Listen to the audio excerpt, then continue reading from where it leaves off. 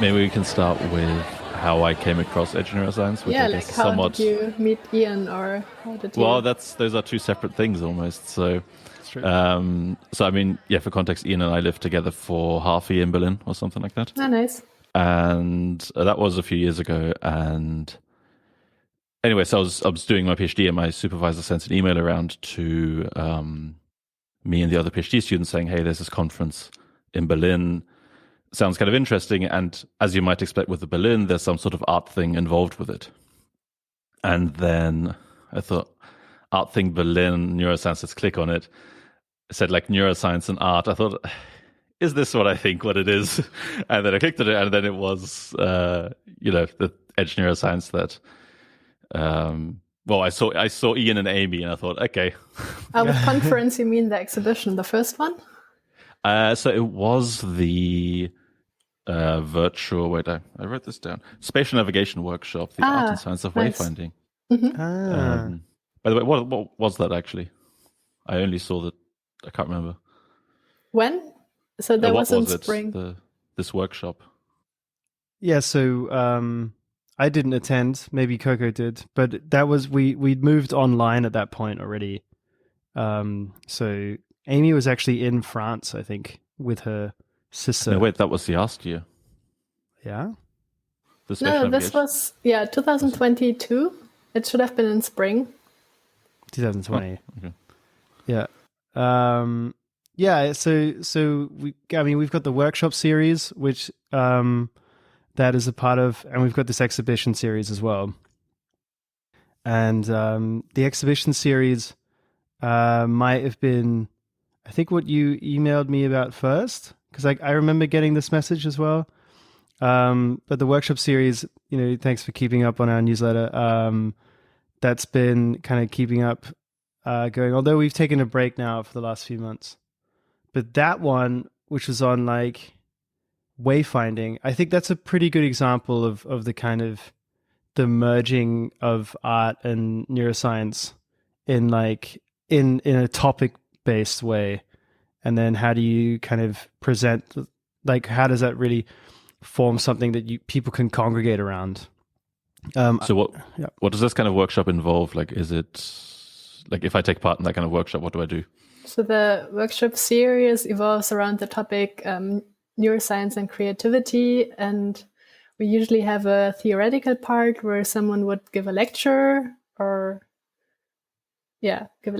then we would have a practical hands-on part where the audience would get involved. And also we have a little like speed meeting part where people can engage and get to know each other.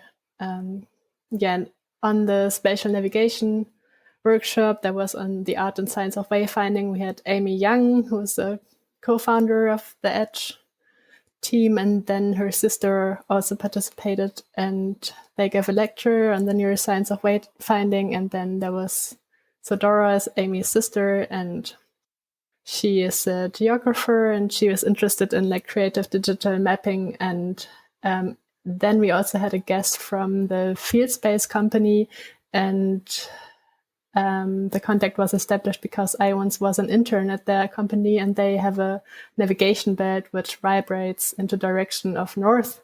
So, for example, blind people can wear it to navigate around. So that also fit perfectly to wayfinding. So what is and orientation. The tool? It's a belt that you wear around your belt. waist. I thought you said bed. Wow, a bed that vibrates when it faces north. That's amazing.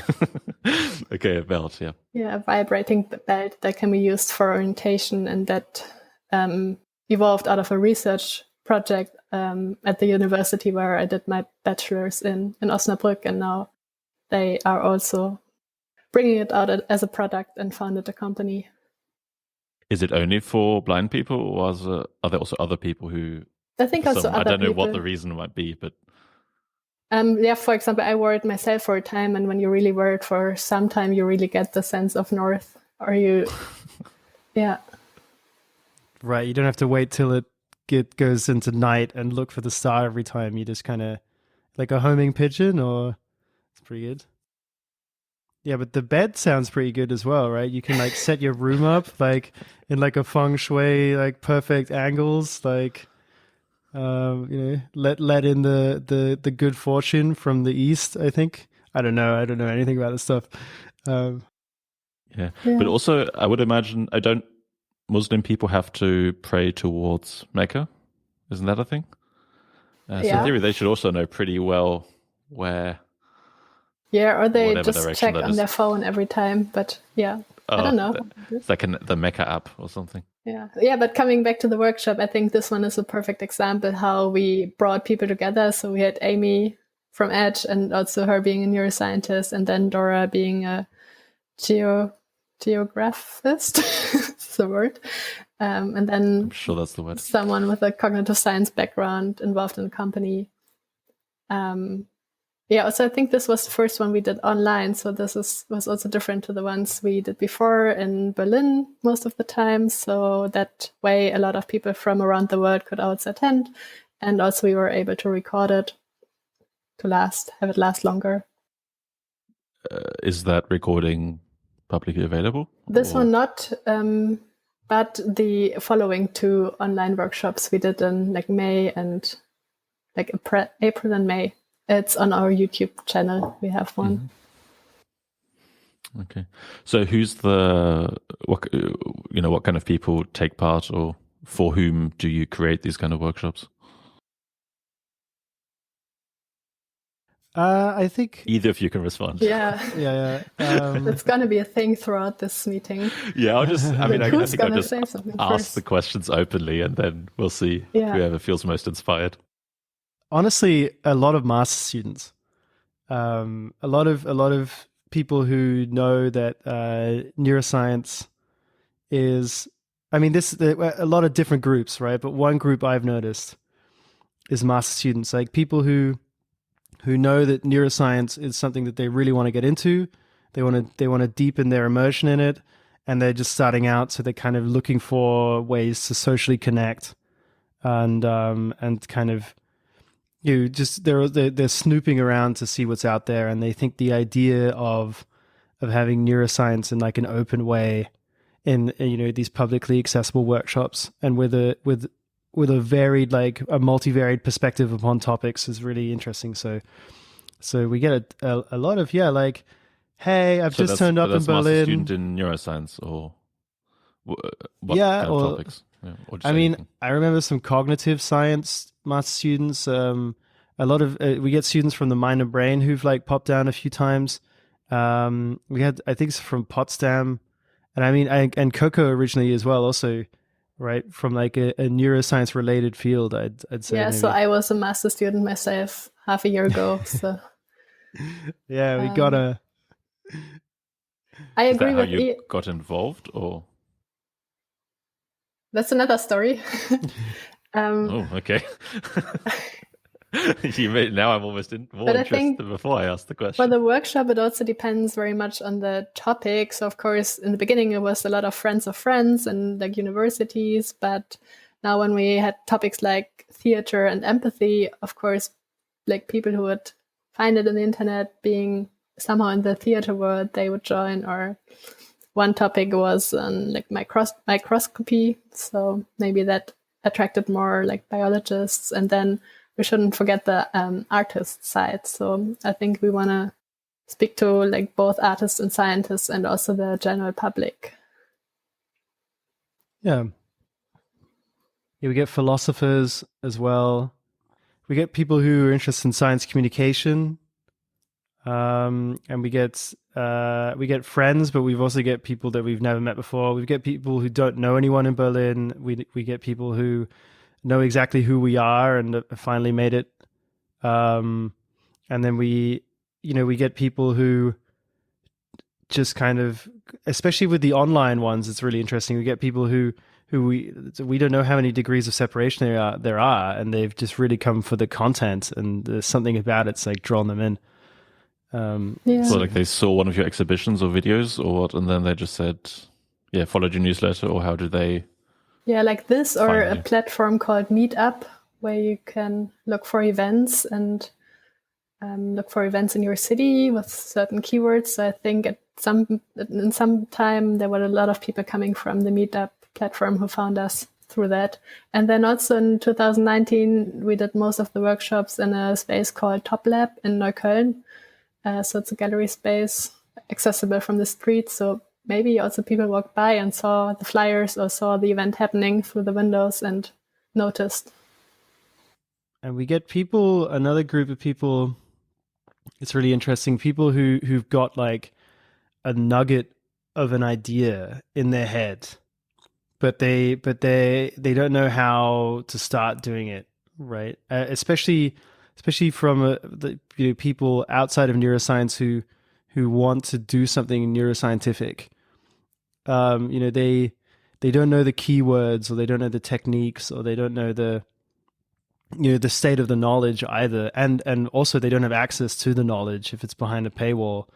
But they know that, like, from whatever other background they're coming from, they're really trying to bridge that to neuroscience, and then they come to Edge workshops and to Edge exhibitions, and they often introduce themselves like, hey, I know one woman in particular, she came up to me and she said, hey, I'm a dancer and a musician, and I want to do a project with EEG headsets, but I don't know anything about them.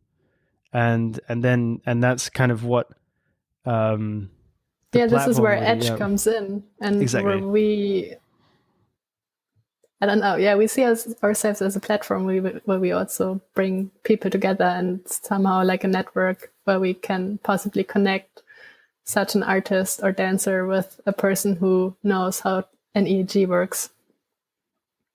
Yeah, it sounds almost like as if the workshops are more, you offer a topic and then people who are interested in the topic from various domains kind of congregate and then meet each other. Yeah. So in a sense, it's almost more, offering a platform for people to meet rather than definitely anything more specific almost than that. So how long has this been going for? Like, when did you start this? So Ian, you started in 2018 with Amy and Tatiana. Yeah, wow, that's ages ago. Yeah, because we've had 3 annual exhibitions, right? So 1, 2, 3 years. 2021 and and the exhibition was in 2018. That was kind of the first thing we did. That was in summer, and that had I think about 6 months or so of planning behind it. So for me, I think the first time we ever talked about it was like late 2017. And so it kind of grew up together with me, my PhD, which I also started around that time. And Amy and Tatiana started their master's course in neuroscience, medical neuroscience at the Charité, September 2017. And then, it's very quickly the thing evolved, and it's been going on since then. Yeah, maybe you can say how it involves, or I wasn't there, but I know the story, which I really like. It's a pretty cute story, right? It kind of started off really just being like the student cohort that Amy and Tatiana were in, and this kind of group of friends around them. I think the medical neuroscience program in Charité, they recruit, like in a kind of modern international way, like diverse background people and people who don't just have kind of hard science qualifications, but who have, more diverse and creative professional backgrounds, as well as cultural backgrounds and languages. And then the course is taught in English. So you had a pool of like kind of colorful and creative people who'd all just moved to this new city, a lot of them, thrown together into a student cohort. And that's, I think, what the exhibition then was really motivated, like, let's have an event that kind of celebrates the artistic side of all of these neuroscientists, right? All these people who they spend a lot of time in labs, but what are they doing, in their creative moments, and can we find a platform for that? And it was kind of, I think it was kind of interesting how critical creating like a space for that expression ended up being. So when we were popping around how to kind of grow Edge and what to do with it and where do we fit in the art world as well, I talked to some of my friends who are artists, and they, you know, they don't really know how to classify like Edge very well in terms of the art world, right? And even in German, you have this idea of like bildende Kunst and darstellende Kunst, and then you have like, okay, your two Kunst types, and then you're like, oh, and otherwise like, oh, there's performance art, and then there's this kind of art, and Edge, I've heard, kind of fits into like outsider art, which is like art by non-artists, or like art that kind of doesn't come from like an academic art background. And the idea of like you presenting art pieces by professional other something else, you know, and not thinking of that as like amateur art, right? We kind of figured out, oh, we're sort of one of the only groups really that like fills this sort of interstitial space. And now I think science art actually, once you kind of know the term and you dig around and you know the world, it's quite diverse and there's a lot going on. But you've still got this idea of like collaborating between like scientists and artists, which is where Edge is kind of growing, right? So we started from this background of, you know what, actually scientists are also artists. And that's kind of still like a huge part of what we're doing. What do you mean by scientists are artists? Do you mean in terms of scientists also do art, or the act of doing science is also doing art, or what do you mean by that? Right. I mean, I think once I've taken these terms out, scientist and artist, right, like these nominal definitions, then, you know, on what level do I define them? And if you're saying like, oh, professionally or in terms of like public perception of a person, then the idea that a scientist is also an artist, that's like a new idea that you kind of constructing as we're going. But the idea that like scientists also make art is sort of, you know, very much like what we showed in the first exhibition. Like, look, here's someone who's doing patch clamp recordings in a wet lab ex vivo, who has taken photos of her setup and of her colleagues, right? And like that photography, you know, what would you kind of call it? Like, if you didn't think of that as art, right? You'd just be like, is this like documentation photography or whatever? But we were just kind of like, actually, no, like there's no reason you can't call it art, right? Like the person's kind of made it, you know, to express themselves and given us a view of something that we don't typically have access to, and the members of the public don't typically have access to or much of an understanding of, like lab spaces, like the experimental process. So that was very quickly like kind of where we started, and I think that very quickly like it opens up so much already, right? Once you just sort of say like, hey, you know, just because you're a scientist doesn't mean you can't make art, and then let's dig into this. And then as we grew, we expanded that to be not just, our call outs expanded to be not just scientists who wanted to show their art, but also artists who were incorporating neuroscientific knowledge and techniques into their art, or either already or in a way that they developed, in, you know, also within like the supportive environment of Edge. You know, it also became this kind of development space for ideas, and a lot of the original ideas that we grew or developed on were like, what is art? And how do we define art? We had all these workshops that like ran into philosophical discussions of like, you know, what is art, and you know, when is science art? And one was really interesting in science communication. We were thinking about, oh, how do you feed back like communication metaphors and ideas into scientific research, right? And the commonality there is like conceptualization, Like, what is the metaphor that you've constructed to think about the system that you're researching, right? Because you've never really got the system in its full complexity in front of you, right? Like, you know, either it's invisible or it's just too complex or whatever. So how does the metaphor that you're applying in your own head and in your language changing your research approach to the system? Right. And then it's like, oh, so metaphor writing, creative writing, like these things that we would typically call art, they're also kind of in science. And so are we breaking apart like the definition of science and the definition of art? And through this growth, right, that's like the first year, you know, this kind of exhibition and these workshops, and then including more people from different places. Now we've kind of grown into like,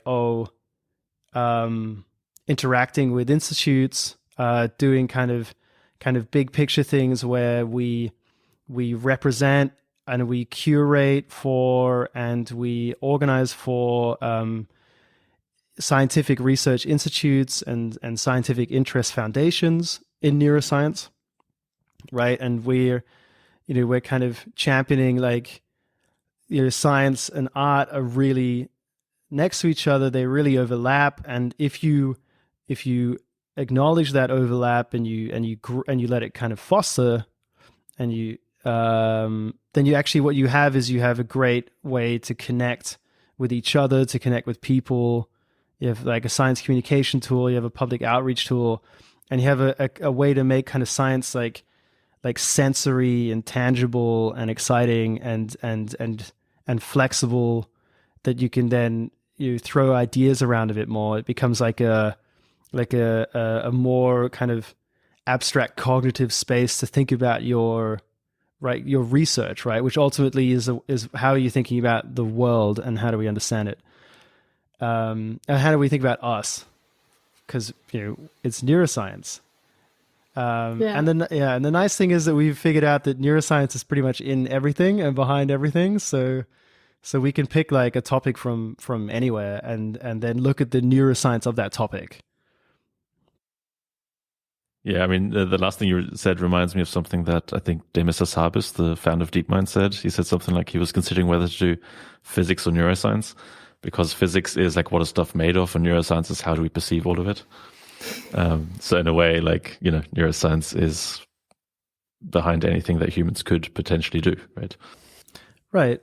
And it feedback. So there's like neuroscience of creativity. So, we can like look at something else creatively, but then also be looking at how that creativity works. And I think in all these kind of things, what the new emerging idea that we're kind of also supporting is that interdisciplinarity and like flexibility in your approach and in your terms, this can really create these wonderful moments and spaces of kind of free and new thought, right? Like the Western model, right, of innovation, is like brainstorming and like stay on your feet and don't wear shoes and underneath all of this is an acknowledgement that thought and creativity and flexibility, they come from not really being regimented in rules and structures, but kind of finding the overlap between different stuff.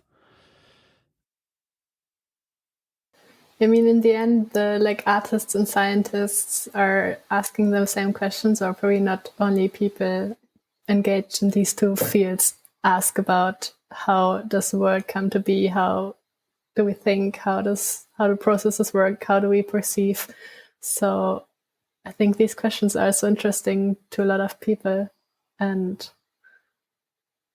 we just have different methods to look at these questions. And yeah, I mean, one thing I find interesting that Ian mentioned earlier was, you said, whether, like, when you use a metaphor, let's say, to explain a scientific concept to a lay audience or something like that, and for science communication, that, I mean, in a way, of course, a metaphor is the same as a formal model, is conceptually, I think, similar to a formal model in science, where you have some sort of mathematical formulation of something, where you construct some sort of system, some sort of description of something, and then you kind of use the internal logic of that system to see what new predictions might come up, and like if this is actually an accurate description, what are the consequences of that?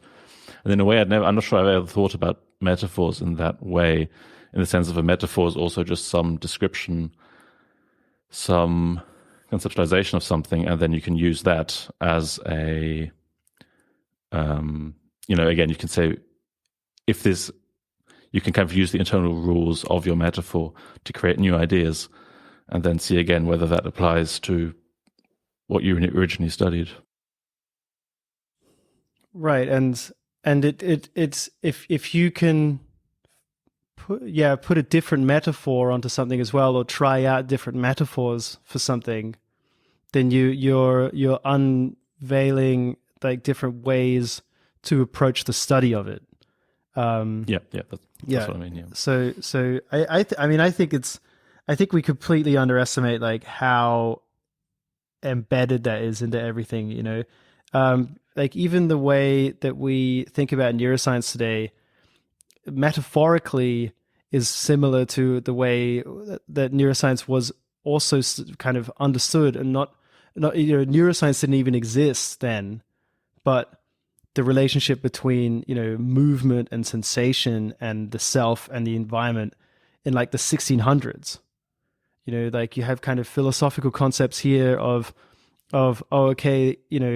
the animal spirit that flows through the body through some kind of undefined liquid, right? This is like the model for active movement in the 1600s.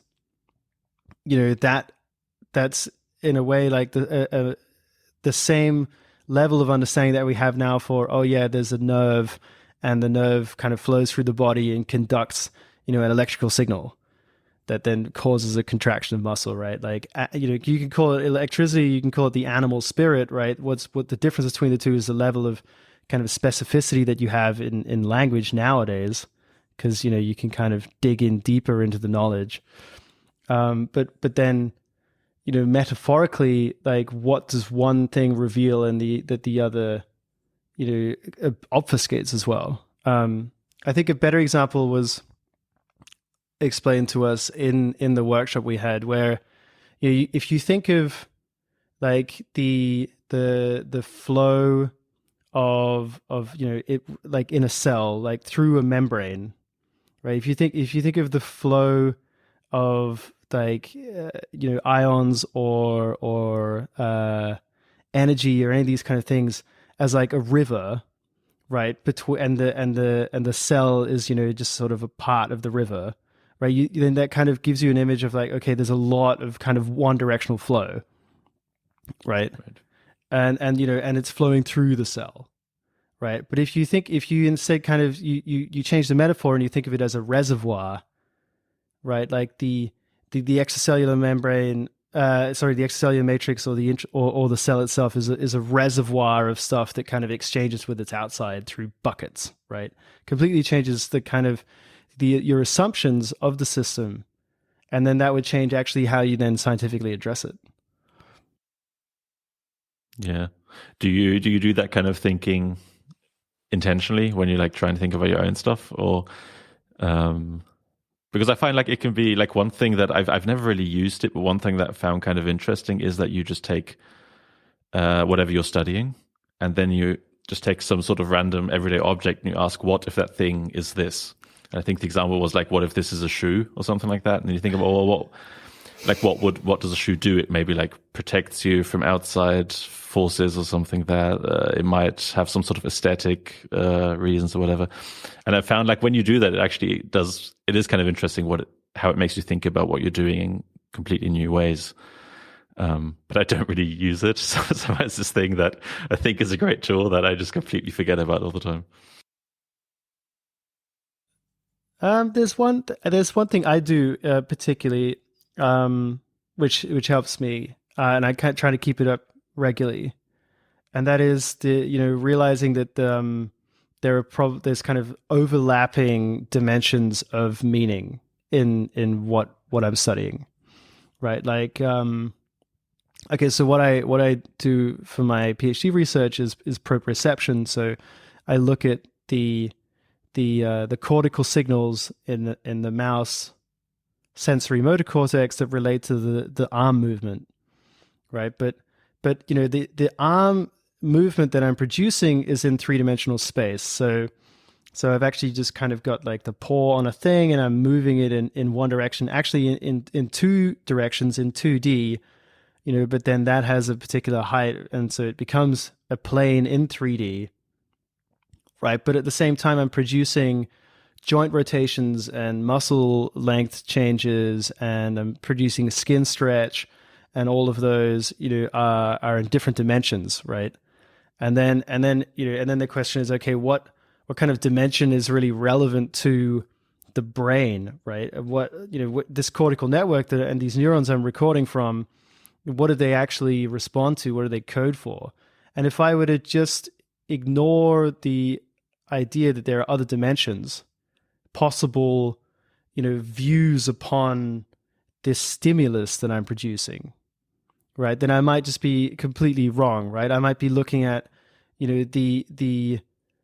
the kind of the Plato's cave shadow of the thing, rather than looking at what's relevant to the brain, right? And I think we have to kind of keep doing this a lot in neuroscience, where do we have assumptions of what is important to the brain because that's how we have conceptualized the world already.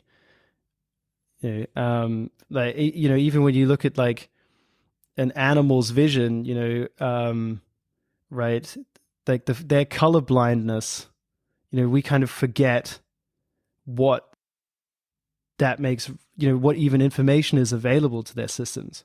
So I saw this cool image the other day, which was like a tiger in a bush, right? And the tiger's orange and black, and the bushes are all green. And to us, that looks really weird. And I've never understood why tigers are camouflaged. It makes no sense to me. But then the image has like another version next to it, which is how the gazelles actually see this image, because they're red-green colorblind, and so the tiger's is green and black stripes and completely blends into the bush. Right, and this is the kind of thing where like, oh, okay, if we're not careful about understanding how we're thinking about what we're studying, then we might just not get the story at all. Yeah, questioning assumptions. Very nice and vivid example. Yeah, but got some tigers in there. I love tigers. Right, and anyway, so to kind of tie it back to the evolution of edge, right? We kind of we really thought a lot about how do we start fostering the space where artists get access to the knowledge that they kind of want to incorporate or they want to talk about, right? I mean, ultimately they're interested in, or some artists are interested in, how do we understand the world? Like, what is the world? And then how can I kind of, what sort of conversations can I have around that with, in different medium? And for that, a lot of them are really interested in like, oh, what is really like the cutting edge understanding right now?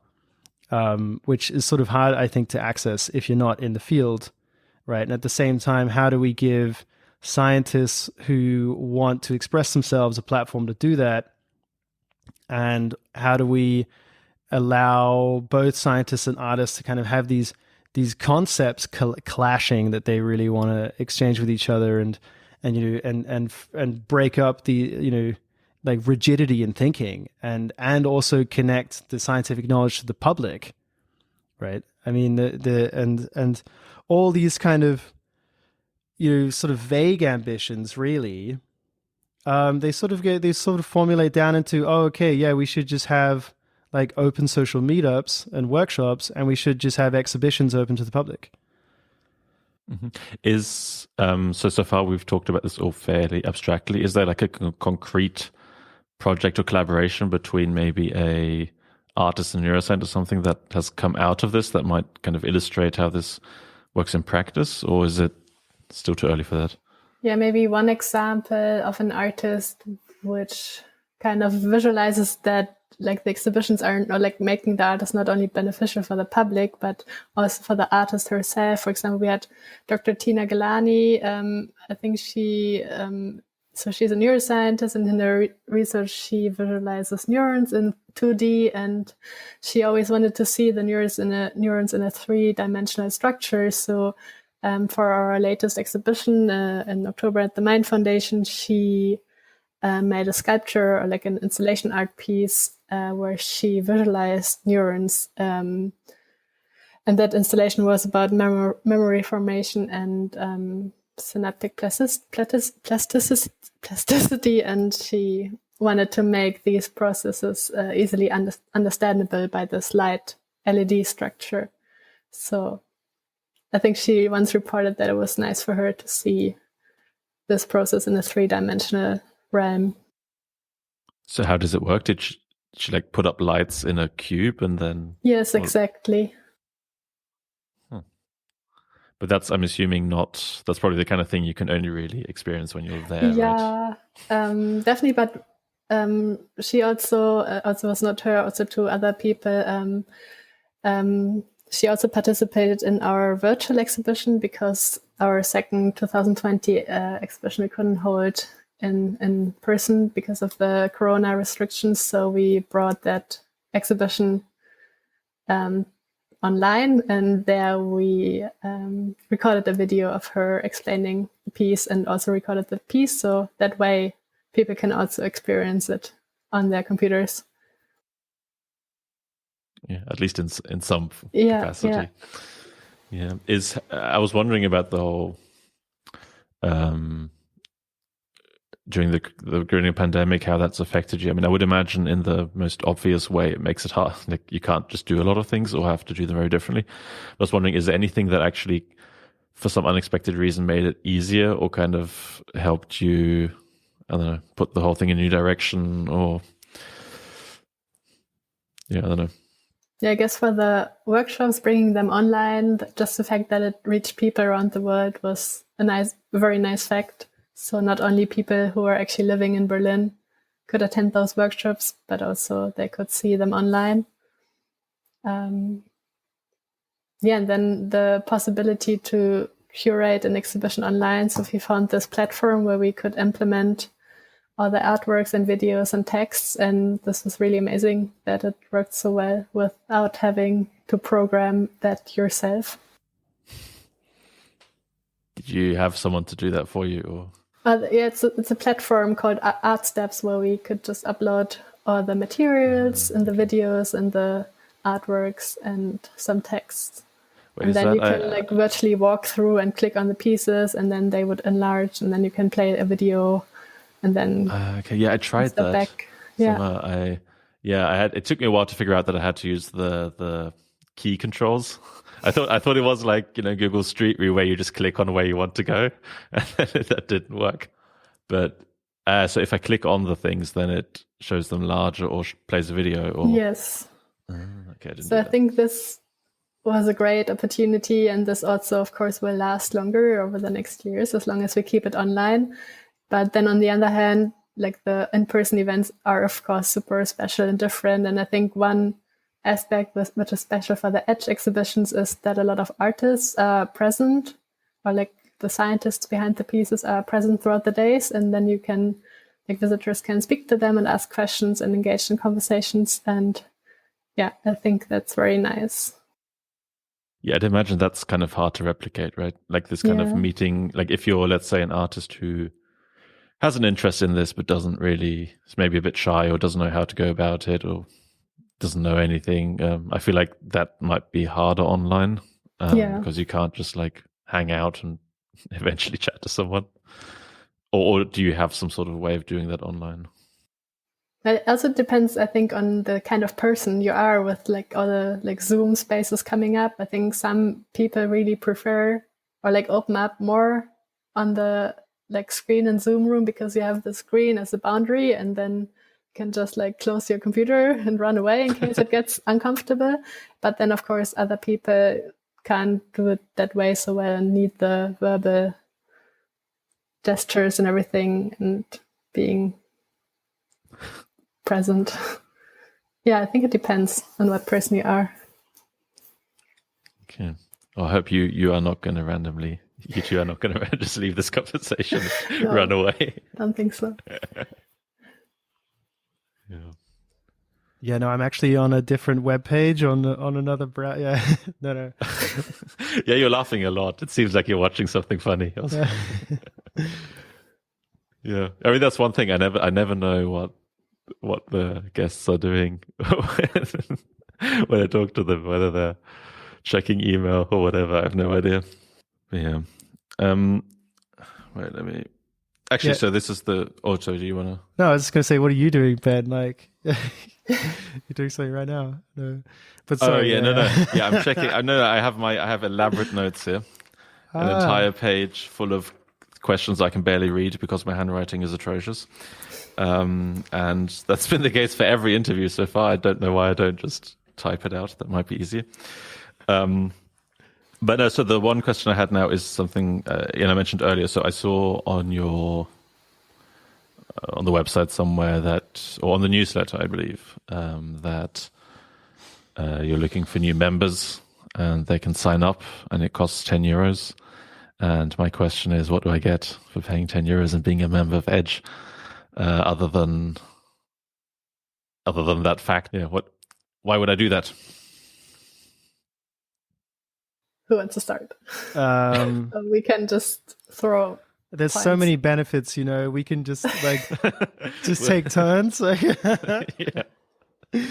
Yeah, so like the first aspect that comes to my mind is if you're interested in the field, this gives you a possibility to actively contribute, and maybe you want to host a workshop or something, have a topic in mind, then we would invite you to our Slack. That's where we communicate, and then we could organize something together and you could get involved into organization and contribute with your own ideas. So I guess we see ourselves as pretty open to ideas and workshop ideas, and yeah.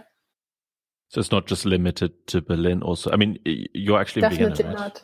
not. Yeah, so in summer I moved to Vienna. We all started in Berlin, but as we're growing, I think, and also with the possibility to have meetings online, we are super international, and it works to contribute from different locations around the world. But are you planning? I'll get back to the benefits of signing up later in a second. But are you like doing a kind of Vienna? What's the word? Franchise? Yeah, I mean, like, are you planning to set something up in Vienna while you're doing your PhD there, or?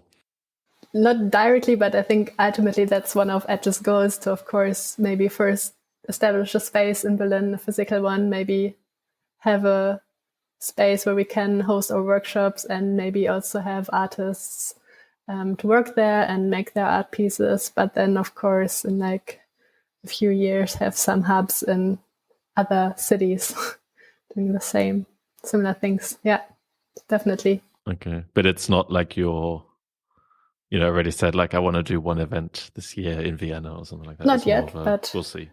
Yeah. Okay. As possibilities emerge and seeing how COVID allows it, definitely I would be open to it. Yeah, I mean, also from the outside, I mean, I think like in Berlin, you probably found a great city to do this kind of stuff.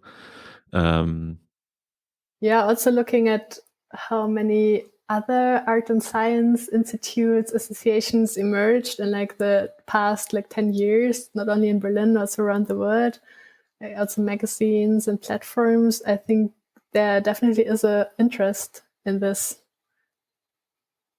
intersection of art and science. And, yeah.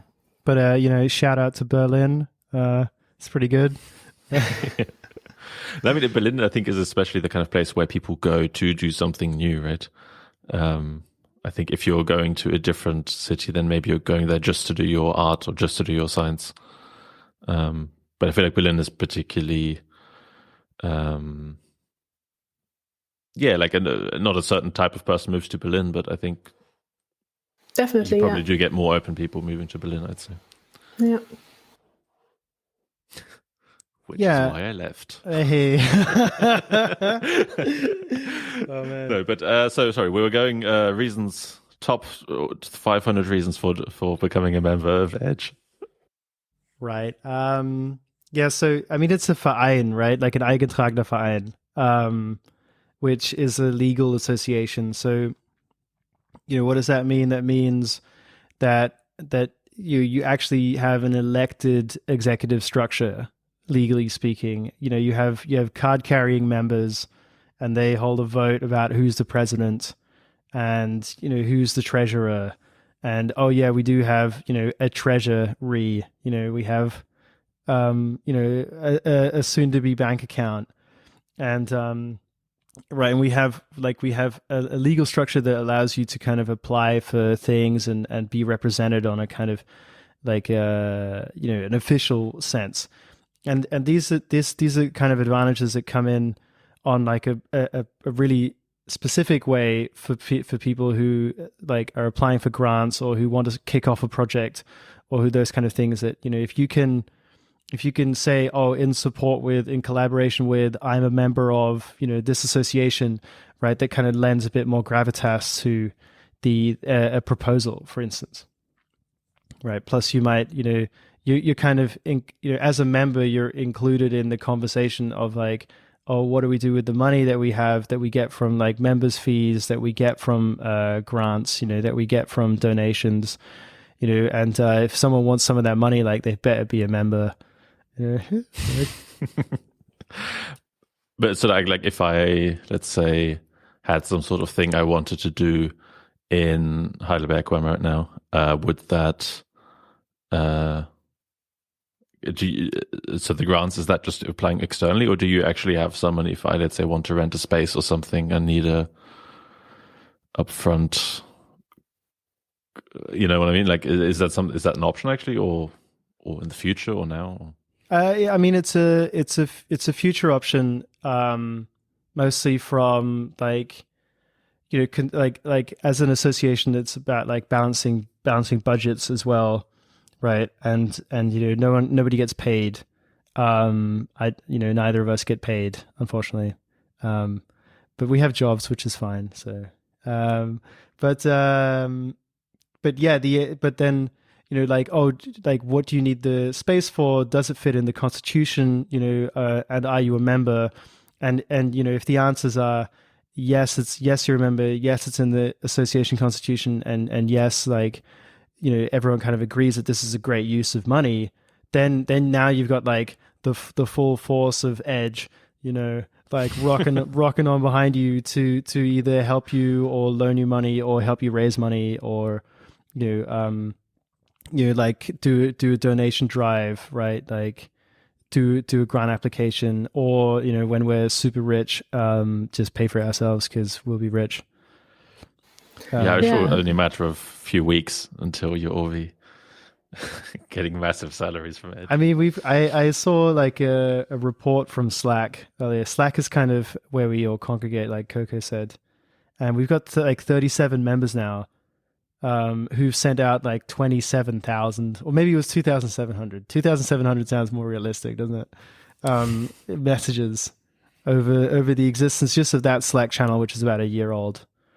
So Edge is growing, and I think the more it grows, the more it can do, right? Yeah. So of course, as a member, you can also just be passive and donate your €10 yearly membership, which would support us. But I think being a member also gives you a voice, and like saying what we like, if you have suggestions on what we should do or could do, or if you want to do something, start something yourself, this gives you the platform and structure.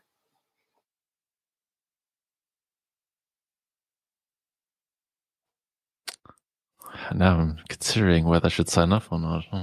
I mean, you should, and then of course, in case we have events where we take a little entry fee or something, that would be free for members, or like tickets for the exhibitions would be free for members. So right. That's of Well, course. hang on. We haven't talked about this. Yeah. No, but Future that things we no, but that is kind of the idea. I think the idea would also be, and I mean, this is a topic that I'd love to talk about as well in a deeper detail, like for scientists and also for artists and other people. But I know for scientists in particular, the case is that demonstrating like public outreach and social interest and association membership can be really beneficial for like research grant applications or for fellowship applications, these kind of things. I mean this is sort of hard to really like nail down and prove, but at least if you look at the criterion for like ERC grants or DFG grants, this kind of thing, it's like, oh, has the candidate demonstrated a history of public outreach? Right. And I think, yeah, I've been a legal member of this Science Art Association with a strong interest in science communication for X number of years. I'd say that definitely falls in there.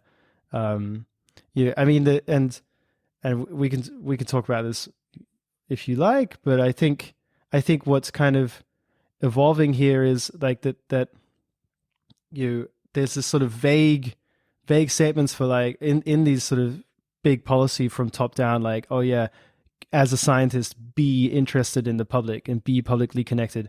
But there isn't always like a real concrete strategy for how to do that, aside from, have an open science day and do some science slams.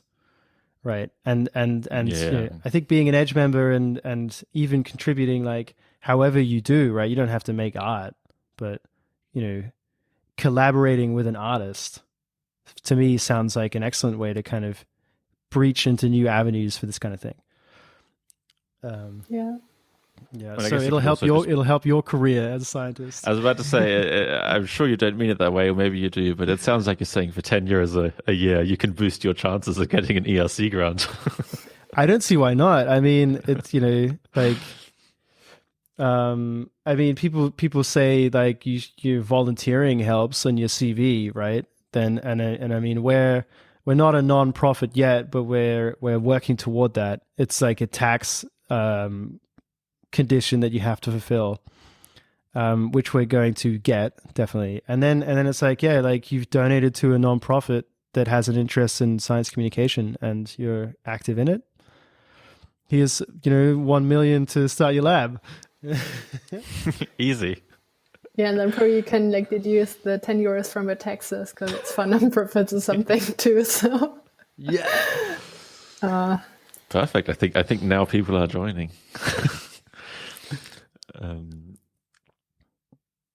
But yeah, I guess like I'm assuming also like when you hear like artists collaborating with scientists and that kind of thing, I guess it can sound slightly daunting. But I guess it might also just be interesting to, I guess, if, for example, if you're a scientist, you might also just know, let's say an artist is interested in something that you know a little bit about, then you can maybe point them a certain direction or say like, oh, this person is interested in art or whatever.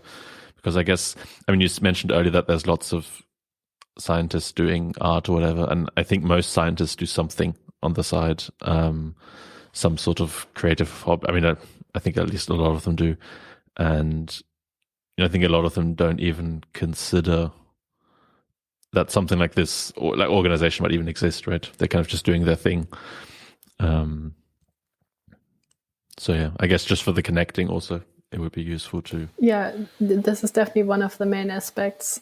Also from the artist side. So we mentioned earlier that a lot of artists are interested in neuroscientific concept for like memory or consciousness or neuroanatomy or mental imagery or something. So if they're interested in the topic, then we could connect them to a scientist having background knowledge, and then they could exchange and potentially create a project together.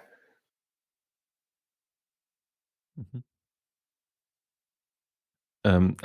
So this is not necessarily a question. I don't know whether this is going to go anywhere, but one thing I noticed is that I like in just my own stuff, right? I take photos and I write, and if I have an instrument on me, I'll play a bit. But somehow I realized that's actually for me completely separate from any kind of scientific thing. So my photography has never had anything to do with any kind of scientific concept or anything like that. As I said, I don't really have a particular point to make here, but I just realized it whilst thinking about what we were going to talk about, that somehow for me these are like completely separate things, whereas for some people, I don't know, like, does that... Yeah, that makes sense to me in a way. I mean, I think Coco's maybe more creative than I am, but well, you're a musician too. Oh, that's true. Yeah, but my music's also completely separate from. Although actually, it overlaps in like the in some like technical aspects, like the signal processing and the electronics and the soldering of like a gimmicky synthesizer, is kind of what I did to build my experimental setup. And I think, but I think, kind of the reason why these would be considered like staunchly separate in that way is, like we want to think we do things out of interest, right? We do things out of passion, and then we have our work, and we kind of do that, and then to recharge we have recreation, right? That's this kind of like postmodern like capitalist productivity model. And I think that there's definitely, like, it could be risky, and it could be kind of like even worse to say, oh, like just drag your hobbies into your work, and it just like smear the lines between the two of them, right? But at the same time, I think it's fair enough to say that the research, scientific research, and also artistic production, like these can be kind of passions that are beyond just a job, right? These are like life missions, or they're just so interesting that it doesn't end when you leave the lab, right? And then to have the encouragement to then kind of like draw parallels between your hobbies and your work, and to like apply like, oh, why don't you take photos of your setup, right? Or would you take a portrait series like inside of a scanner? Okay, yeah. So just when you said like, why don't you take photos of your setup, I thought like, you mean my laptop? Oh, right, yeah. Like a laptop and a piece of paper and a pencil. Yeah, I mean, that's like self-expression, right? You can. I want to see the stickers on your laptop, mate. Zero stickers on my laptop. Oh, no, wait. I think there's still the official university logo on there that they put on there. Yeah, that's the only sticker I think that's on there.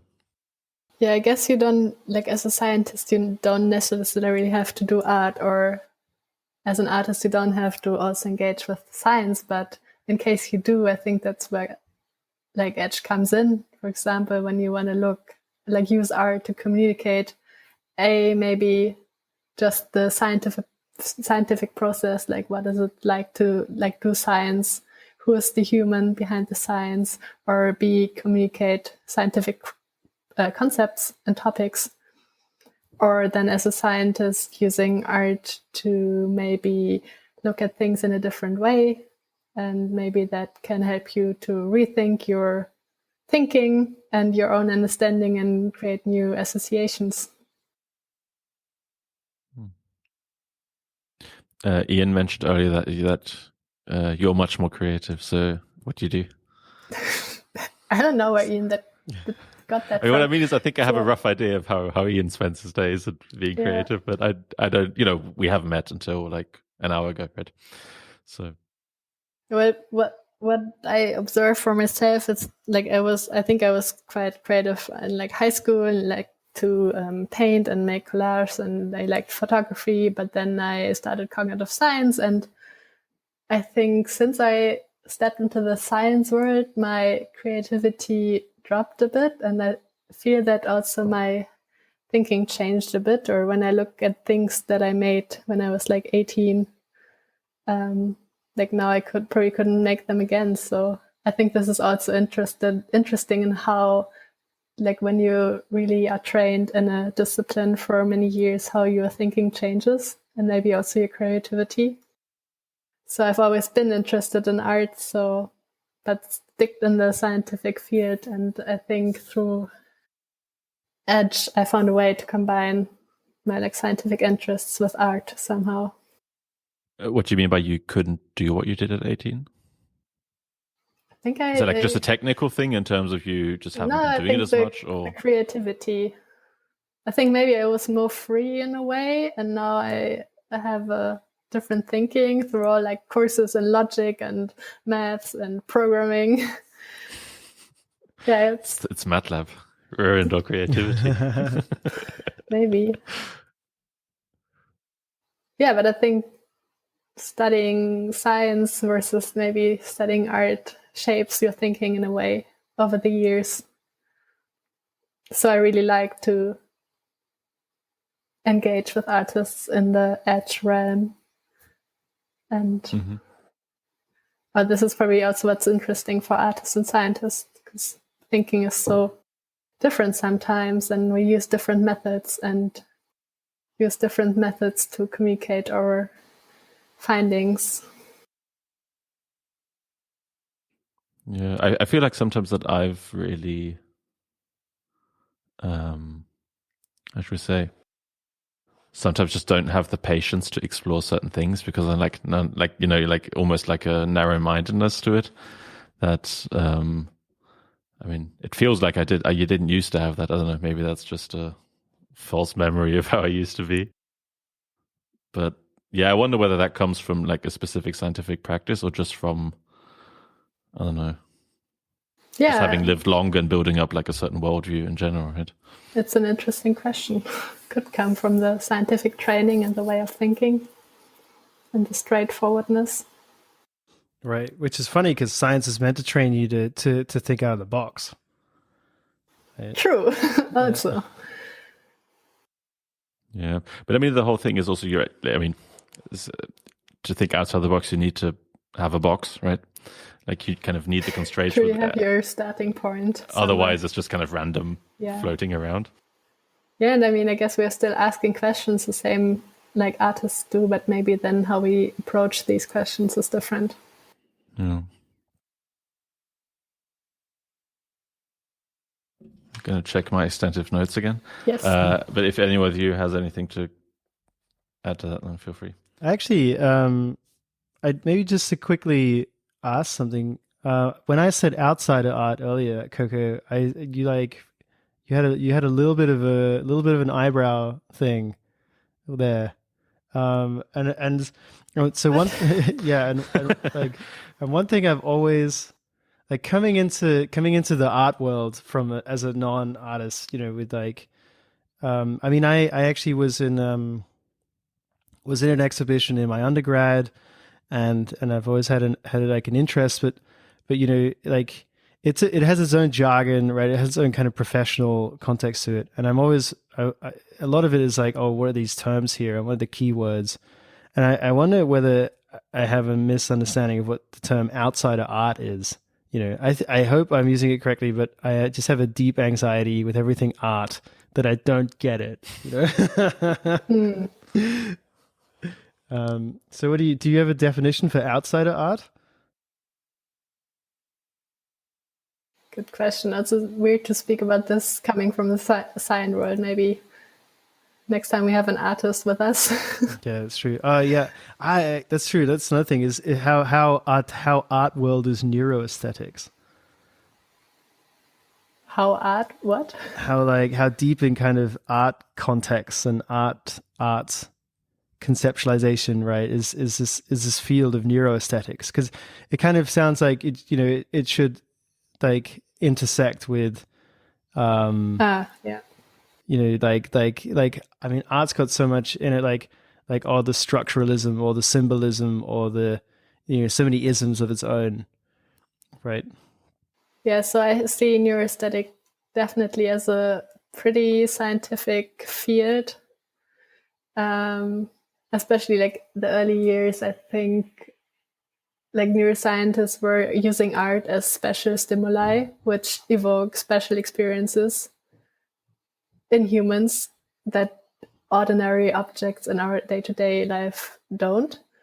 So art can be used to find out something about our brain, starting off with like visual perception. How do we perceive color, form, symmetry? What do we find beautiful in formal properties and attributes? So I think neuroaesthetics mostly uses art as something to explain the human brain and the workings of the brain, but it doesn't aim to explain art. So I think it's pretty unidirectional and still a scientific, like coming from a scientific standpoint. Right. Just interrupt briefly. So I just Googled outside art. And I think you were fairly correct on this, Ian. Right. It's by self-taught and naive art makers. Although the original definition seemed to focus on children and people in psychiatric hospitals. But I think that's where it came from, like originally. But I think it seems like it mainly means people who, aren't inside the art world and went to formal training and that kind of stuff. Okay, so let me get this straight. So PhD students in neurobiology are in the same box as kids, for like yes. No. Well, just untrained formally, right? Unless you had formal training. If you went to an art school, then changed and got a PhD in neuroscience, then you probably wouldn't be considered.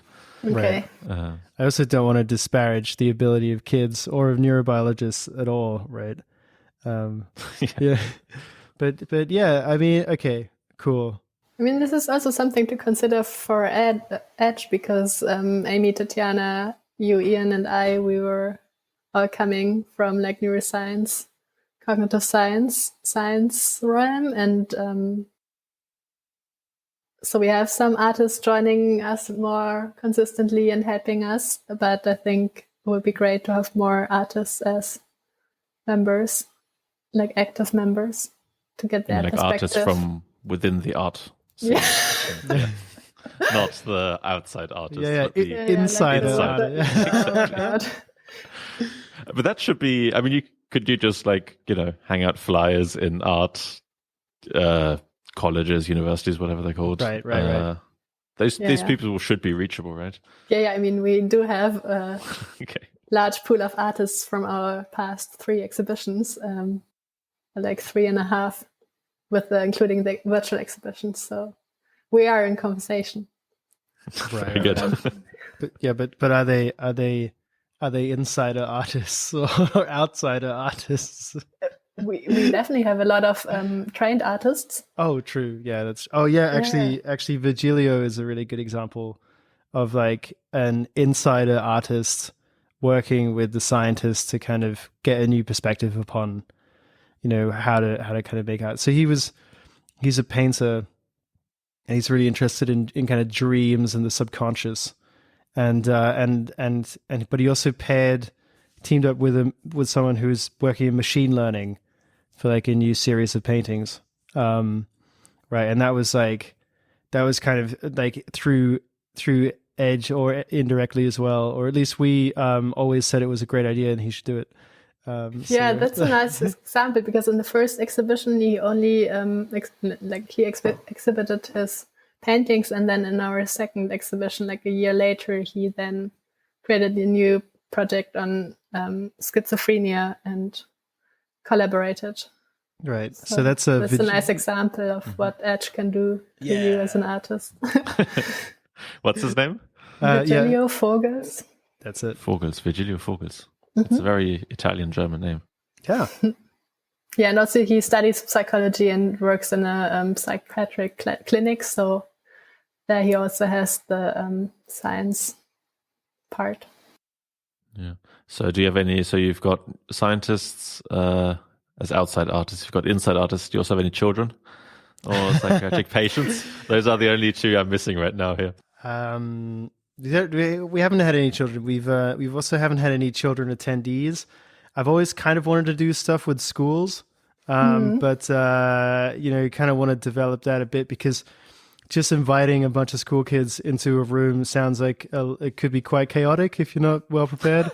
But we've had kind of a lot actually of interaction with like psychiatric patients with sort of mental states, right? Aberrant mental states or alternative mental states.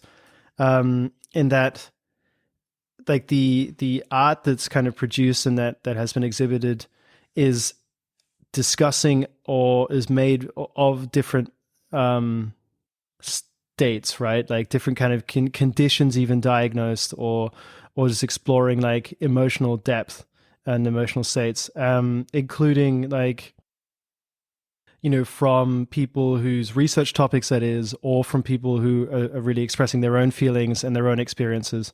So we had one big motivation always being, we're going to humanize the scientist, right? We also had pieces, paintings by PhD students and master students on like that they were kind of using, they were producing these paintings as like a cathartic release, actually, and then we got the opportunity to have them exhibit it, and like right, the painting about like the depths of kind of research induced despair and these kind of things. So that was like half your exhibition. it was a nice like little corner of it that you could kind of like do. And so we got some despair. And actually that was also now I think about it, that was like one of the performance pieces we had, right, was with these dancers. So it was a dance troupe that had formed around three, like one of the dancers was also medical neuroscience student, I believe. And their piece was on schizophrenia or Alzheimer's, one of those.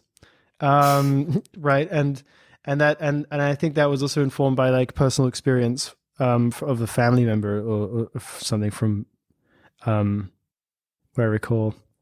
So sorry, go ahead. No, yeah, in line with altered mental states, over the past year, we established a collaboration with the Mind Foundation. That's a scientific, like a research institute on psychedelic science in Berlin, and we also hosted our exhibition there in October. Right, and they're using.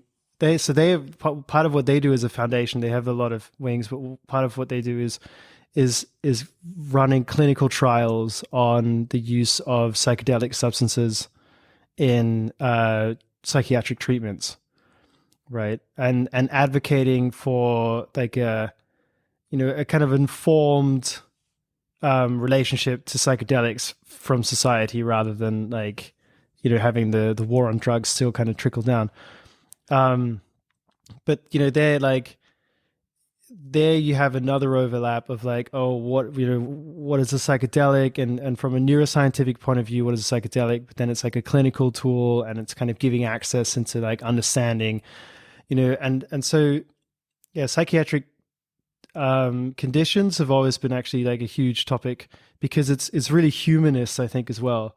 Like it's a huge part of a lot of the stories that people want to tell with art, and it brings people together. So I kind of actually, that's one of the interactions we're going to work with now that we've developed is okay, maybe this bit of a tangent, but there's a kind of like a pop science or a publisher that's coming out soon called SciDip, SCI-DIP. I don't know if that's the final title, but and they write, so they publish kind of popular appeal articles and popular access articles of scientific research papers written by the lead author in like 2-3 paragraphs of like normal, understandable English. Right. and and so they have like a text content platform now, and they approached us to say, oh, like we've seen what you're doing with art and neuroscience, and do you have kind of content that could accompany an article, right? So their focus now in SciDip is going to be on health, right? And so they're going to have invite someone who just published a paper on like a mental illness or a particular finding, right? So then write it into kind of normal English, and then if it fits, we can accompany that with like a still of an art piece or a reference or a video, or right. And so I like how we went from outside of art to plugging our new interaction, but I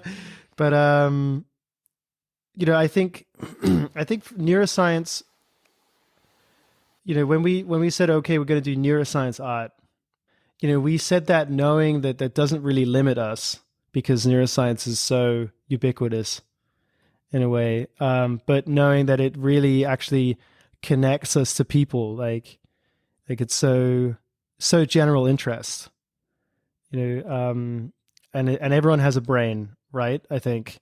Everyone kind of has a stake in understanding neuroscience. Yeah, definitely. Shall we talk about then empirical aesthetics? Sure. Yeah. Actually, so as I said before we started recording, I saw that you did your bachelor's thesis already on neuroaesthetics. Yeah. So it seems like you've been doing this like that's your thing. It seems almost. How did you? Actually, before that, just one quick question: how did you decide to do cognitive science? Because I don't know, just. I mean, I didn't know. I wouldn't have known what that would have been when I finished school. Good question. So, how did you first get to cognitive science, and then how to that topic in particular? Yeah, also I wouldn't have known. I really liked neurobiology and biology classes in high school, and then I was considering studying neuroscience, but at the time there were no neuroscience bachelor programs in Germany. So in going towards neuroscience, you would have to first study either psychology, medicine, or biology, or maybe something related. And then I started to not only Google neuroscience, but also cognition. And then I stumbled upon the cognitive science program in Osnabrück. And this is the one of two bachelor programs you can study in Germany.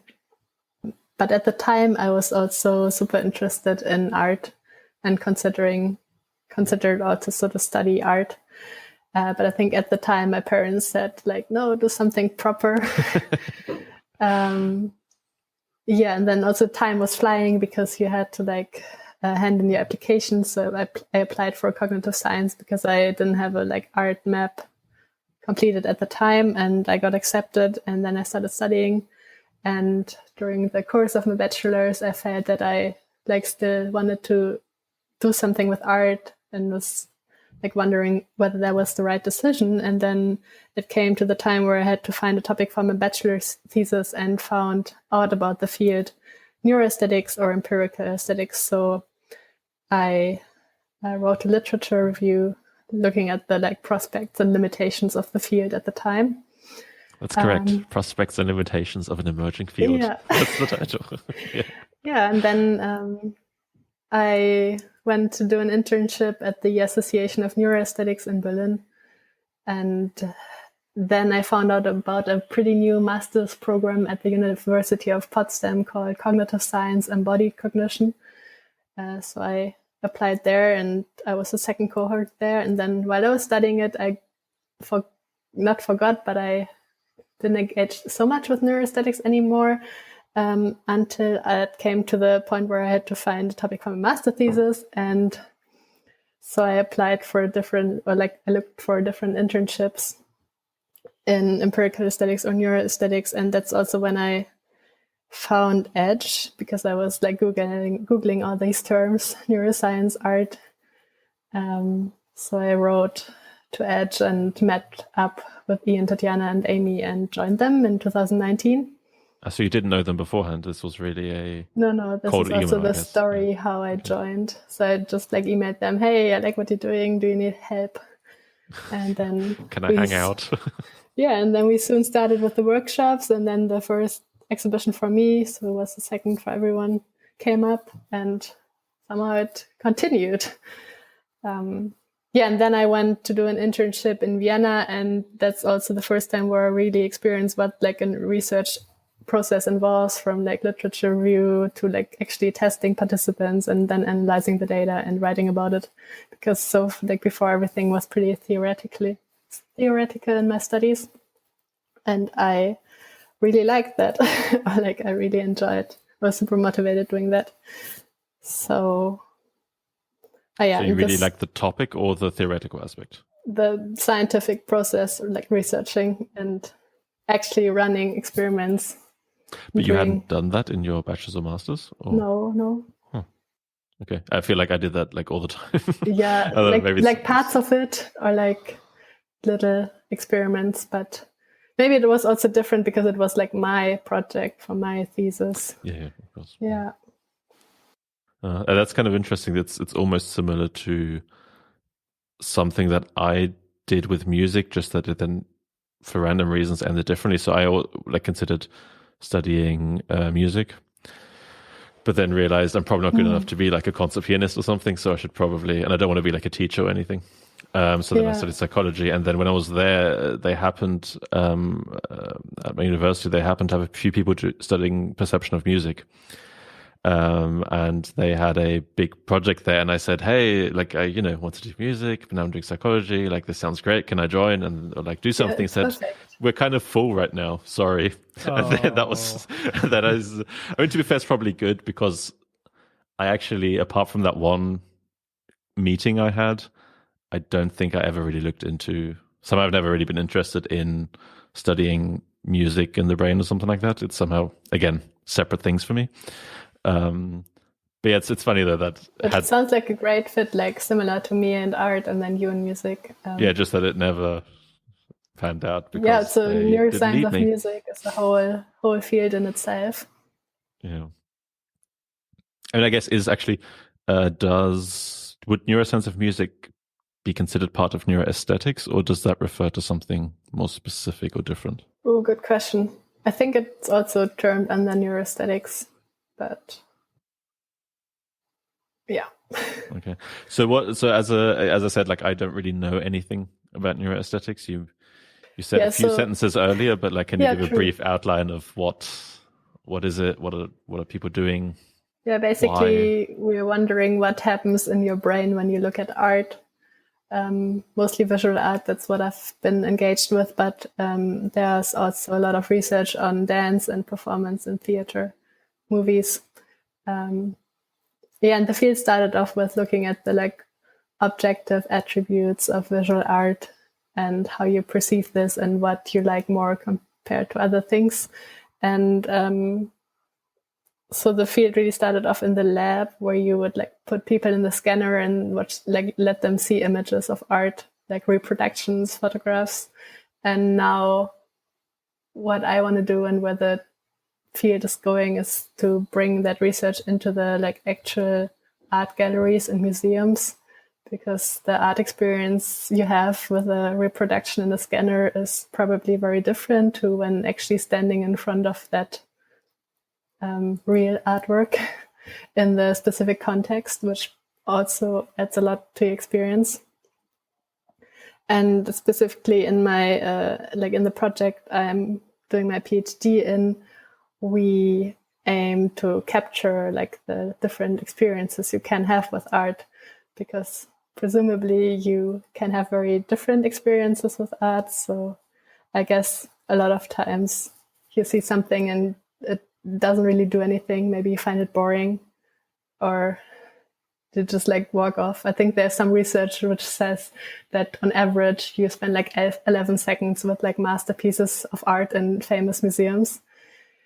But then experiences can also be like pretty nice and harmonious, or maybe negative, and you're like, doesn't do anything, I don't understand it, stupid. But then most interestingly for psychology is when you have very like profound and intense experiences, and when you're like standing in front of a piece and you're really like, wow, this does something to you. You like have probably a range of emotions going on, and maybe you also, like when you leave, experience some sort of change and impact on you. And that's what we're interested in. Like, how can art be transformational? Can it have an impact on you or not?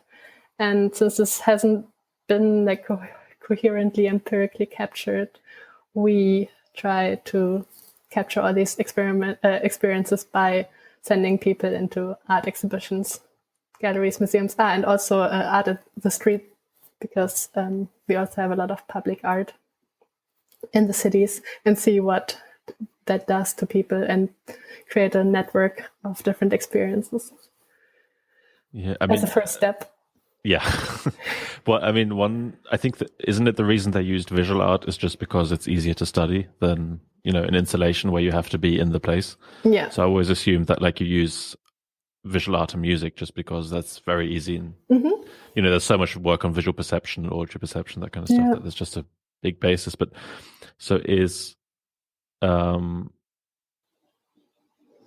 this actually leads me to my like personal PhD topic, where I really want to look at installation art, because personally that's my favorite art field, art kind, because I think you experience it very differently compared to two-dimensional artwork, because you like enter the art piece and artists really create a whole room or a whole experience for you, and there you also have the whole like embodied and an active aspect of your experience, because you have to be physically present and you have to actively explore the piece to gain the experience. So I think that's very different and interesting compared to a very visual experience, or like an only visual experience. I'm wondering, I just realized that for me, the different kinds of art, I use them for very different purposes, or I experience stuff very differently through them. So for example, like music for me is almost always a fairly directly emotional experience, and I don't start thinking about my life that much when I listen to music per se, as opposed to if I, for example, read a novel or something. So I don't know whether that's just the way I use it, but I'm also curious then, like if you do, so I don't know whether I've ever really been in an installation or like experienced it much. So what is I mean, this is a very broad question, but what do people use installations for, or what do you like?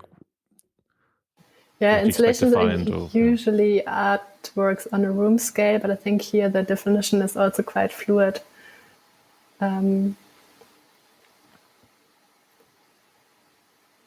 Yeah. Like usually these are pieces that you can physically enter. Yeah.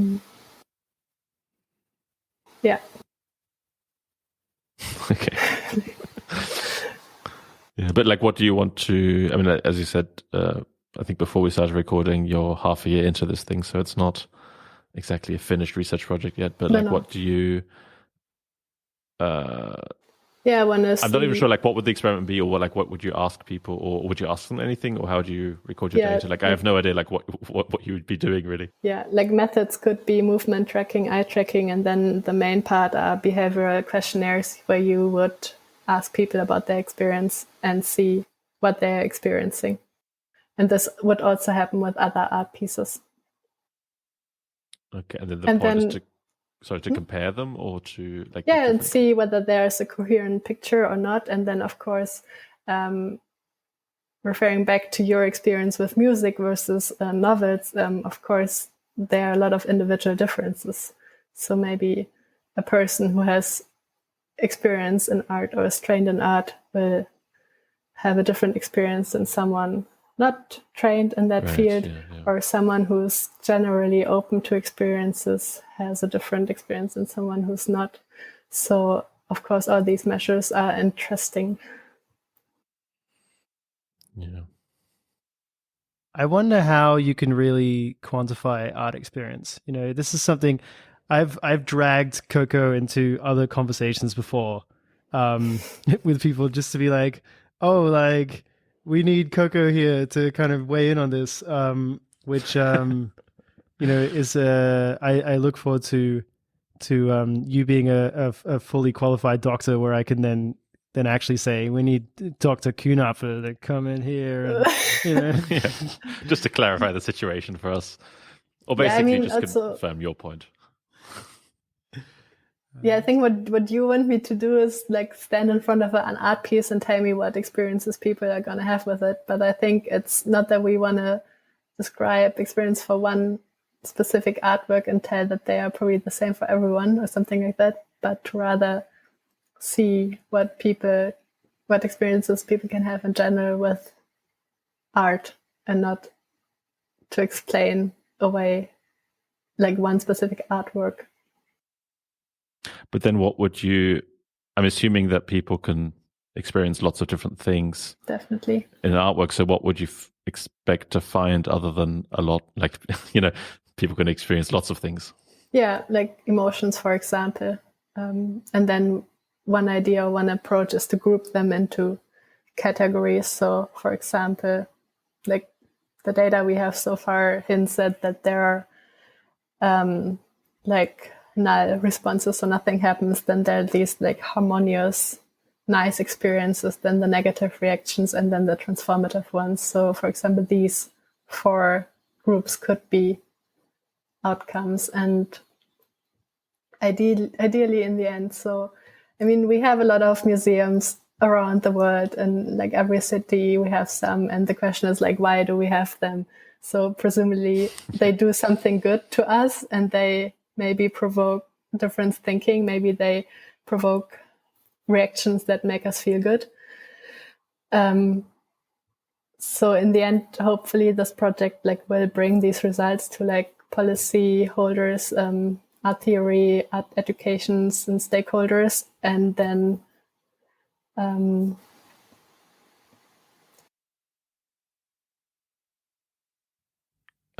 I gone? Or? No, it looks like she froze. Oh, she froze midpoint. Oh no. Oh, here you go. She's come back. Oh yeah, there you are. Yeah, you were gone completely. Anyway, so we were talking about, or Coco was talking about, creating reasons for why we need art or something, some sort of policy. Or like, yeah, ideally the data we're collecting could lead to some argument why art is important at the individual level or the societal level. So, I mean, also at the individual level, I think art could be beneficial or nice for like health, mental health.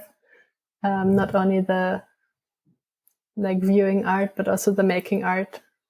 And then on the societal level, when we look at contemporary art, like Olaf Eliasson's art pieces, who hint at like climate change and awareness on environmental issues, or like, yeah, topics like that.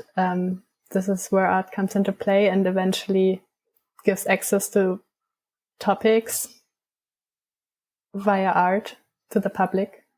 So for example, Olaf Eliasson had this one exhibition where he put like giant ice cubes in front of the Tate in London to hint at climate change and the melting ice caps. So this is just an example what art can do. Yeah. Could do. Yeah. He seems like an interesting, I think there was some documentary I watched about him recently. Can't remember what it was. And it makes me regret, like I was in London when he had all of those, the sun and all that kind of stuff. Oh yeah, this is a very famous visited project, it. Yeah, exactly. But in hindsight, it's like, I should have just gone. Yeah, and then but also... I don't think I knew about it at the time. So I mean, this exhibition also is a nice example what art can do to people. Because in this like huge hall, I think people like started to lay down under the sun and stuff and engage with each other. So I think it's interesting how people react and behave in front of art. Especially, I think that was something that he didn't intend, right? I think he didn't really, or not like intend, but he didn't expect that people would behave in such varied ways. Yeah. In that installation. Sorry, he didn't think that English people would sunbathe. Is that? Yeah, they all got sunburn. It's terrible. Yeah. To be fair, it's in London, so it was probably no English people there anyway. It's just tourists. Maybe. Yeah.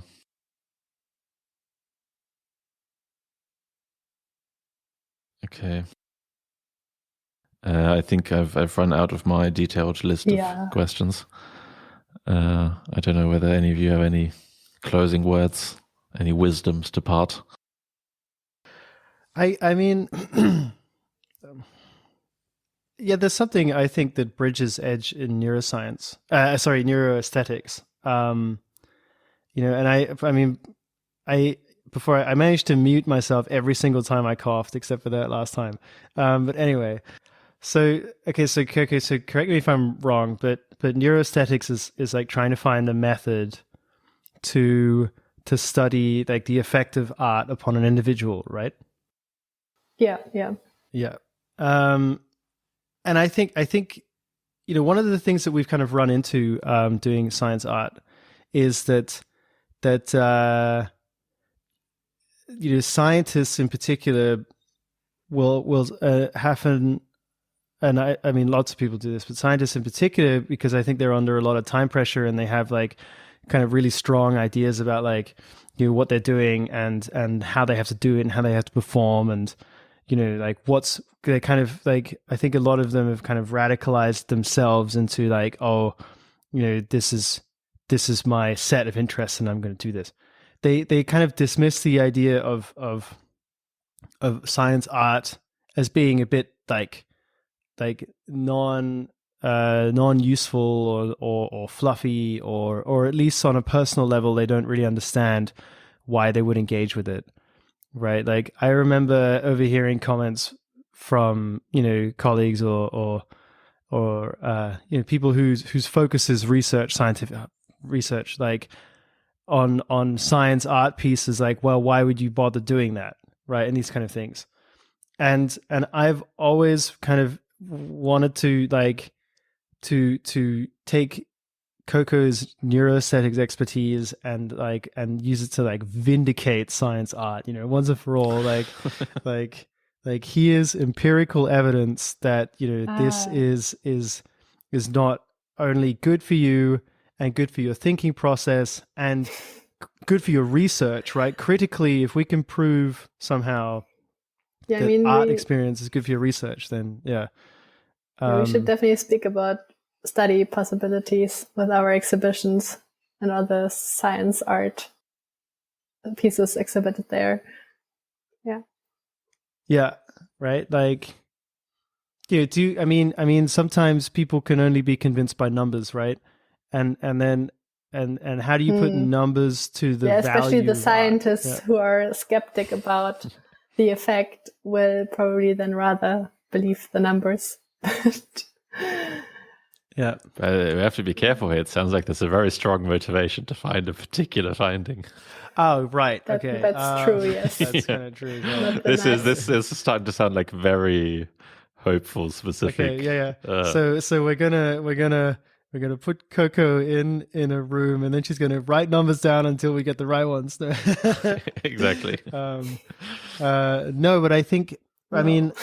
I think this is the time to do this in science and in society, right? We've got this crisis of mental health in PhD students, and we've got a crisis of the public being detached from science, and under both of these is kind of the question of, okay, can we just carry on more of the same? Like, is it working, or are problems starting to arise from our relationship to science as like, as an institution and as a as an ideology or like a drive or a lifestyle, but also like in the structures that it is and the process that it is and the mechanisms, right? Is it really sustainable to kind of put science and scientists and students right through the same process that it's been kind of like, it's like accidentally evolved into? I feel like I don't know if anyone's really sat down and said, oh, this is the optimal way to do science. I feel like we've just inherited that, right? And then if you kind of want to introduce other methodologies and you kind of want to introduce stuff like, actually maybe it's a really good idea for students to make art about their science. Maybe it's a really good idea for professors to hold art exhibitions about their research, right? I feel like you have to now like justify why. Yeah. Right. And that's where neuroaesthetics maybe comes in. And I've always had this kind of selfish, but also very much like, in kind of, inspired, like hopeful attitude to neuroaesthetics for that. Yeah, it would be definitely interesting to see like what people take out of the exhibitions, whether they actually gain some understanding about concepts or whether that does something with them once they leave. Yeah. And sorry, go ahead, Ben.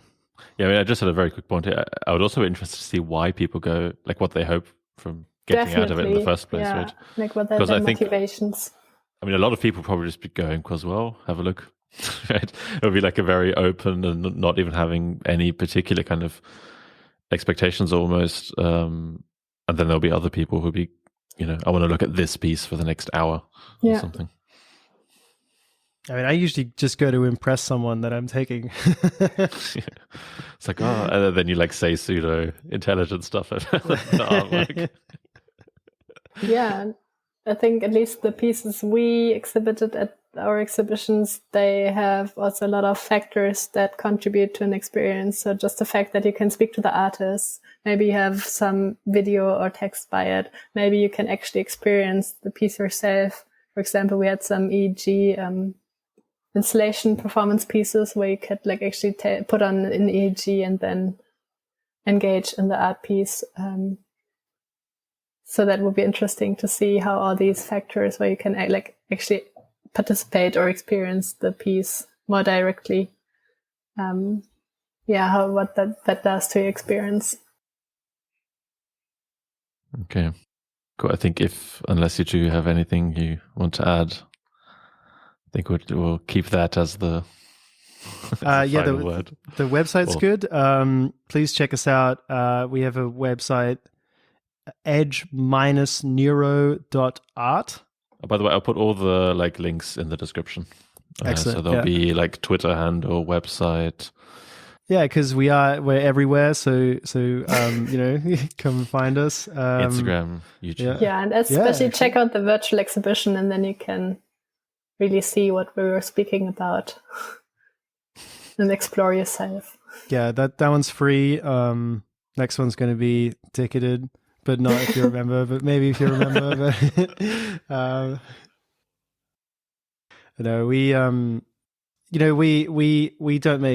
we don't really even cut a profit as a group, right? A lot of this is just understanding that this is worth doing, and a lot of encouragement from people from all kinds of backgrounds telling us that they think this is worth doing, and that and that it's exciting, and that we'll do more of it. So stay tuned for hopefully much more for a long time. Well, that's a lot more, much more. Yeah, that's a nice ending.